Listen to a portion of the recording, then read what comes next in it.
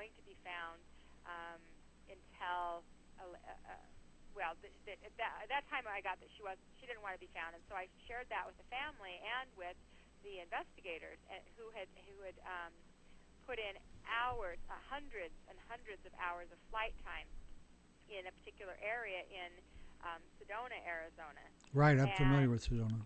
So they looked and looked and looked. Well, later on I found out that the reason that she didn't want to, because we worked the case again about a year later looking to see if there was any new energy that we could feel from it, was that she didn't want her father to find her, and her father was on every single one of the flights looking for her.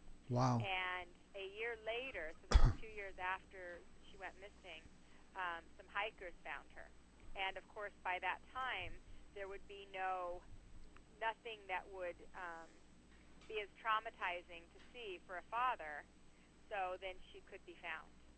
And, so she was being protective of her father. Right. She didn't want him to find her that way because she was, she'd been in a plane crash. Yeah. The plane had been on fire. It was down in a very deep area that really you could barely even get to walk. And in an area that was very close to where I think 25 of the psychics out of 95 had within a mile radius of that particular area, but it was so difficult to find, and you couldn't see the plane from the air. And we all said that. We all knew you couldn't see the plane from the air, but we're trying to do our job and trying to help them locate her also, with her not helping. Throwing blocks up for you. Kind of, yeah. Well, we see this. There's what's a show on cable? I think it's Psychic Detectives. Yeah. Well, and they kind of give you the idea that that it's accepted. But how do the police departments really take to the psychic aspect of all this? Are they receptive? It's challenging because we don't always know. Some police departments, we've had some that have just been open armed, like here, we've got this case, we don't know what to do. They come to us right away, and then we get some more activity because we get it right away. Most of the people that come to us come a year and a half, 2 years, 20 years later.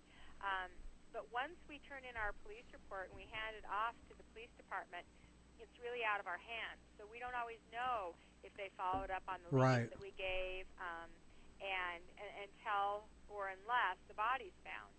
So I will say that I definitely think the energy's changing, and I think that there is more openness with it.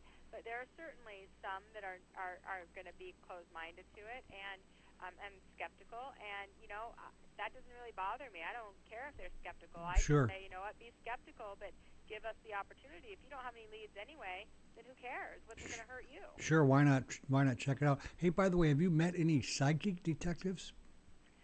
Well, they must be pretty intuitive if they're really good, I would think. Well, we have one gal that's in our group that is psychic, and she's also a private investigator. And so, yeah, that's like the perfect combination. And the thing that I find interesting with her is, for me, it's challenging to think like a cop. It's not my nature. I'm absolutely. much more sensitive and quiet and gentle, and well, not quiet, but gentle. And, yeah, I wouldn't say you were quiet. No, not quiet. No. And then, and for her, she's got the psychic aspect, and then she's got the investigative part that's looking for all that. So right. That's fascinating. That's got to be quite a combination. She must be pretty interesting just to be around, I would suspect. It is. She's really dynamic, and she gets the hit, and then she knows how to follow it. So the book itself is it on your website? Yeah, it is. What give our audience that website, and Tom will put it up in the chat. So Dawn Johnston with T.com. And the book is called Find Me, and it is really kind of a how-to book. So there's 13 of us that wrote several different chapters in the book on the different ways that we use our gifts to be able to work the cases. So there's a remote viewer, there's a forensic astrologer, there's using pendulums and cards and meditation, and so it gives a variety of different ways that really, for a lot of people, they find fascinating as to how it works. And we're just all everyday people, and I think a lot of times people think you have to have these special gifts. Well, everyone has a special gift. It's just that they've forced us to become more aware of them because they're always in front of our face, yeah. or we've chosen to nurture them and to support them and to allow them to grow. But we're all just everyday people like everyone else. So I think that book gives a lot of opportunity for people to develop some of their own natural gifts. So, by the way, I wanted to let our audience know that you have a really a lot of videos up on YouTube, on your YouTube channel, that will be especially helpful for folks. So they ought to do it. They definitely want to do a search for you on YouTube. If you have any questions for Sunny, Tom will take them either by phone, and he's going to put that in the phone number in the chat room, or you can throw the question into the chat room, and we'll sure pose the question to Sunny. Sunny, let's go back to the mediumship for just a little bit and tell us what that. I mean, there's so many. When you talk about mediumship, are we talking about channeling, or because they're kind of like various aspects of mediumship, aren't there? Well, there are.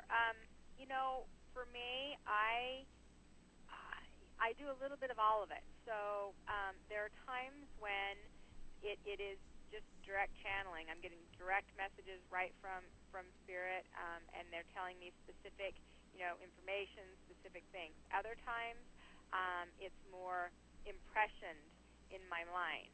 Yes. There's other times where I feel it. A lot of times when I do mediumship, I feel the way that the people passed in my body. Really? And that's actually was what was so challenging for me as a younger person is I've always felt people's emotions, people's pain, me too. physical pain as well. And right. So it was scary for me when I first started having that happen because I didn't want to feel everybody's pain, and I didn't know how to separate from it and how to be able to observe it. And through many years of trial and error and experience, I've really found a way that there are times when absolutely I still feel the energy and I still feel the pressure. I'll feel the way someone passed, but it doesn't stay with me. It's almost like it's just a validation so that I can share it with the person, with the client, and then as soon as I acknowledge it, then it releases out of my body, and I don't feel it as pain. So, like I just saw a gal last week whose son had been murdered, and immediately I felt the pressure in the back of my head and pressure in my chest, and he was shot in both of those places. Wow. And I even grabbed, both places at the same time, and she was shocked, and she said, well, are you okay? Are you in pain? I didn't feel pain, but I feel the pressure, and it's right. very noticeable, but not uncomfortable, so to speak. So if I carried it, it would be uncomfortable. So do you channel an entity? There are a lot of people out there who channel entities, or do you? I mean, you're not following a single entity. No. No, I'll channel whoever it is that right. The person wants to connect with, and or whoever comes through. But I don't have a particular, like Esther Hicks that channels just Abraham. And right. No, I don't do that.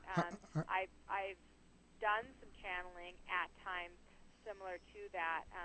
I'm not real comfortable with giving complete control of my body away. I just totally understand that. I've tried it a few times, and although I'm an ex-control freak, I still like to have a little more than that. So. I'm glad to hear you're an ex-control freak. Yes. Yeah. Of course, we're all controllers to a certain point. Are you familiar with J.Z. Knight and Ramtha?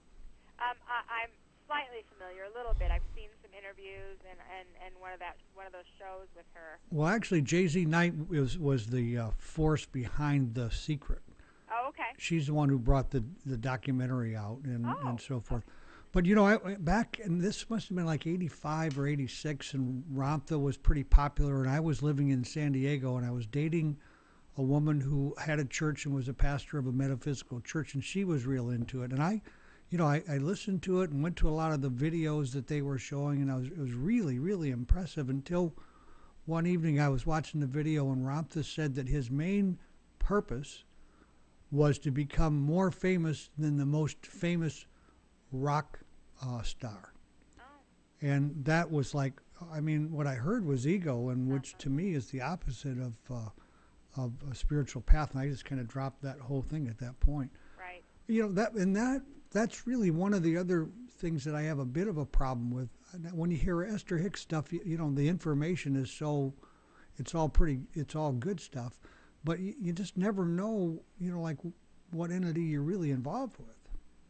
Well, I guess the way that I look at all of these kind of teachings is I take what resonates with me and what feels good to me, what feels like it's in alignment for me at that particular time in my life, and then the rest of it I release. And there's times where, you know, I've listened to something and I remember when I read, you know, You Can Heal Your Life when I was 19 years old, and in that book, Louise Hay said, you pick your parents. And I'm like, hell no. No way I picked these there's people. No way. Yeah. And then, you know, 2 years later, after, you know, I have this son and he's growing up, and I'm thinking, oh yeah, that is true. So, you know, as we grow and evolve, things that maybe we come into contact with at one time don't feel in alignment for us, and as our vibration changes, then we do change. So I always take the information that feels good to me. It feels, and not necessarily always feels good, but it just feels in alignment as truth for me. And I know, I really believe within myself that I know my truth. And my head might talk me out of it sometimes, but I really know that within my heart. That's exactly how I've approached this whole thing, and the reality is, like you said, at some point I couldn't, you know, I couldn't take it in, but somewhere later I was able to. But that brings to mind the particular